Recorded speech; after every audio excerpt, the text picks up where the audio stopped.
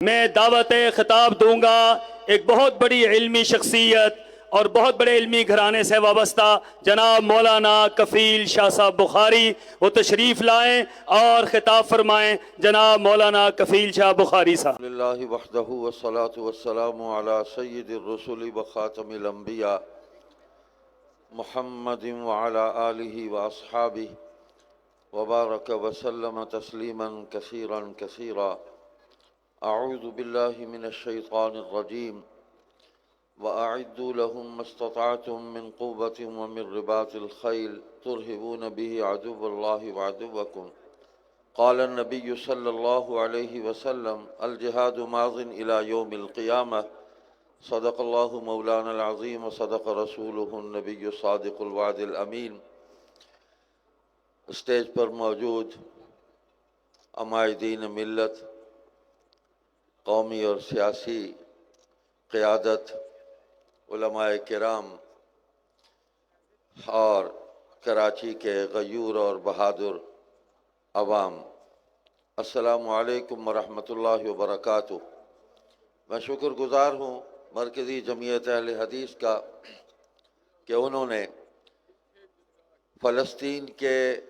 مظلوموں کے حق میں کراچی میں اس قومی کانفرنس کا انعقاد کیا اور اپنی استطاعت کے مطابق ایک متحد اور مضبوط آواز کو بلند کیا اور تمام مکاتب فکر کو، تمام دینی قیادت کو متحد کر کے اس آواز میں شامل کیا۔ غزہ میں فلسطینیوں پر، مسلمانوں پر اسرائیل کے مظالم کو یوں تو 76 برس بیت گئے، لیکن 7 اکتوبر 2023 سے 7 اکتوبر آج 2024 تک یہ ایک سال بڑا ہی صعوبتوں والا، مصائب اور مشکلات سے بھرپور ایک سال ہے۔ کسے معلوم تھا کہ ہر طرف ایک سناٹا تھا، ایک غفلت تھی، ایک خاموشی تھی کہ 7 اکتوبر 2023 کو کچھ نوجوان اٹھے اور انہوں نے جس جرأت، استقامت، بہادری اور شجاعت کا مظاہرہ کرتے ہوئے اپنی سرزمین کے مقبوضہ علاقوں کی واپسی کے لیے اور اپنے مظلوم عوام کے حقوق کی بازیابی کے لیے، القدس کی آزادی کے لیے انہوں نے بڑی توانا آواز بلند کی۔ ان کی للکار اور ان کی پکار سے پوری دنیا کے اندر ایک ارتعاش پیدا ہوا۔ آج 1 سال ہو گیا، آتش و آہن کی جو بارش ان مظلوموں پر کی گئی، بظاہر تو یہی تاثر دیا گیا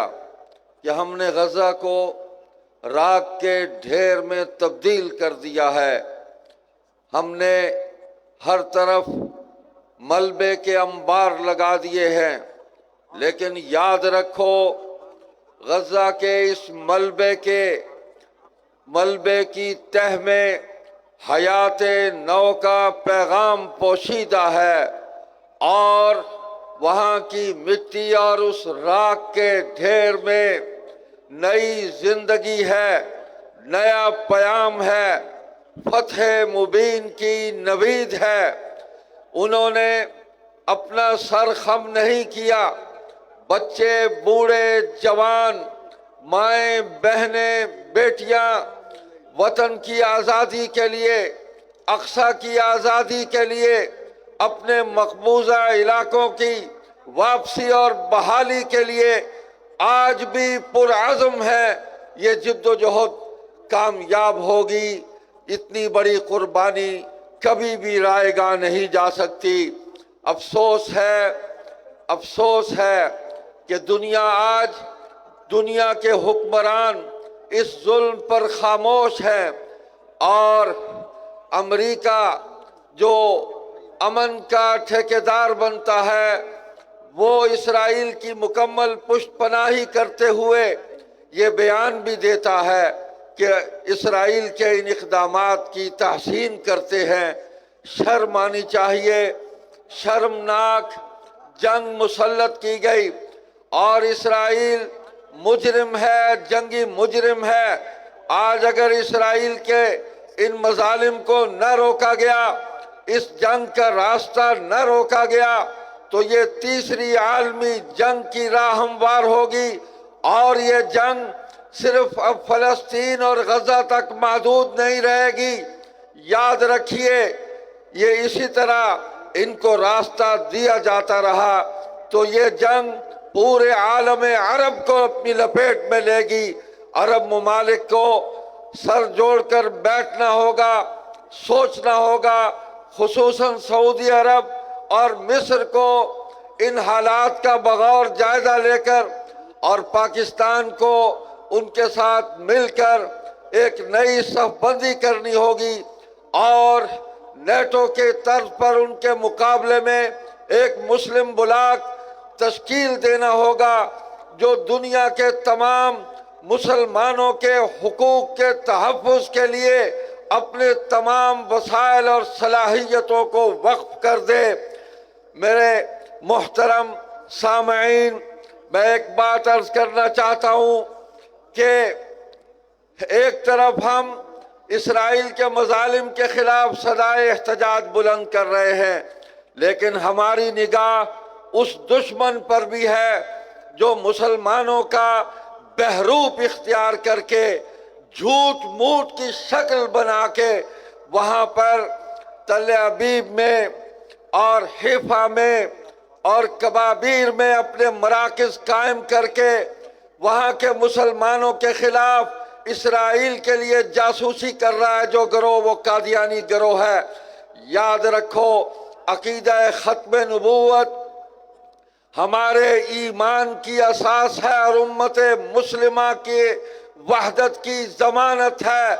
اور یہ قادیانی عالمی استعمار کے ایجنٹ ہیں۔ یہ واحد گروہ ہے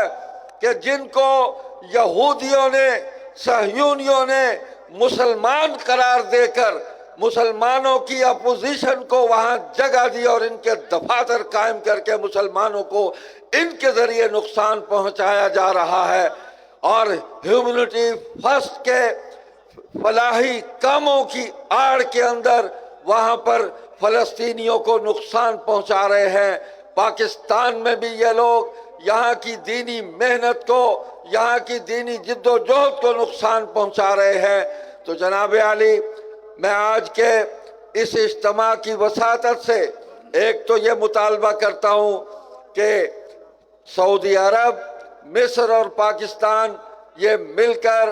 ایک ایسا مسلم اتحاد تشکیل دیں جو پوری دنیا کے مسلم ممالک کے حقوق کا تحفظ کرے۔ اور دوسری بات، یہ قادیانی طبقہ جو اسرائیل میں بیٹھ کر وہاں نقصان پہنچا رہا ہے فلسطینیوں کو، پاکستان میں ان کی تنظیم پر حکومت پابندی لگائے، ان کو خلاف قانون قرار دے، ان کے ہیڈ کوارٹر میں ان کے دفاتر کو سیل کرے اور ان کے لٹریچر پر پابندی لگائے۔ یہ پاکستان کے اندر بھی اسرائیل کی ایجنٹی کا کردار ادا کر رہے ہیں۔ میں مجلس احرار اسلام کی طرف سے مبارکباد پیش کرتا ہوں مرکزی جمعیت اہل حدیث کی قیادت کو، اسٹیج پر موجود تمام دینی اور قومی قیادت کو، کہ انہوں نے اس عظیم الشان کانفرنس کا اہتمام کیا، جہاں بھی آواز دی جائے گی انشاءاللہ ہم امت مسلمہ کے دکھ اور درد میں ہم شریک ہوں گے۔ والسلام علیکم ورحمۃ اللہ وبرکاتہ۔